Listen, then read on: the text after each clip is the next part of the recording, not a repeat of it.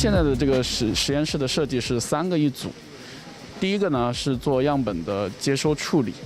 然后在第一步处理完了之后，通过传递窗传到第2个做样本的核酸提取，把核酸提取出来之后，通过传递窗传到最后一个核酸检测的实验室。的目的就能够让不同的实验室之间完全独立。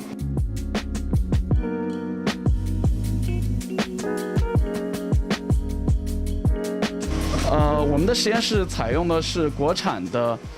自动化提取设备，它能够快速的、大量的处理核酸提取，所以我们的实验室建成之后，将实现每天检测上万样本的能力。